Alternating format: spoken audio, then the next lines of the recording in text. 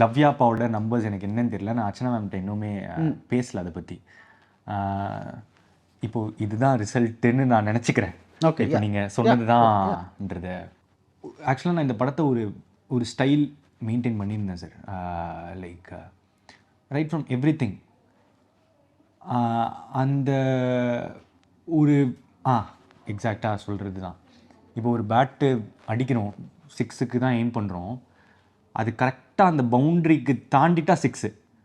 ஆனால் 1 மீட்டர் லைட்டாக கம்மியானா கேட்ச்சு. அந்த 1 மீட்டர் மேபி மிஸ் ஆகிருக்கோன்னு எனக்கு தோணுது. ஏன்னா நான் படம் பார்த்தேன். ஐ ஃபெல்ட் வந்து இந்த எடிட் பாயிண்ட் இங்கே ஜஸ்ட்டு மிஸ்ஸு, இந்த சவுண்ட் எஃபெக்ட் இல்லையே, இந்த கிராஃபிக் இல்லையே, அவ்வளோதான் எனக்கு தெரிஞ்ச மைன்யூட்டாக. நான் என்ன நினச்சிட்டேன், நான் டேரக்டராக பார்க்குறேன், அதனால் வந்து இது இருக்கும், ஜென்ரல் ஆடியன்ஸ்க்கு அந்த தெரியாது, நமக்கு தான் இவ்வளோ நுணுக்கமாக தெரியும் அப்படின்னு நினச்சிட்டு இருந்தேன். பட் மேபி அந்த லேண்டிங் கரெக்டாக இல்லைன்னு நினைக்கிறேன். நான் என்னென்னலாம் எது நினச்சி அதை பண்ணணும் அந்த மாதிரி. ப்ளஸ் இப்போ அந்த ஆக்டிங் வந்து இதுக்கு இப்படி தான் நடிக்கணும், அதுக்கு இப்படி தான் நடிக்கணுன்றது ஒன்று இருக்குது.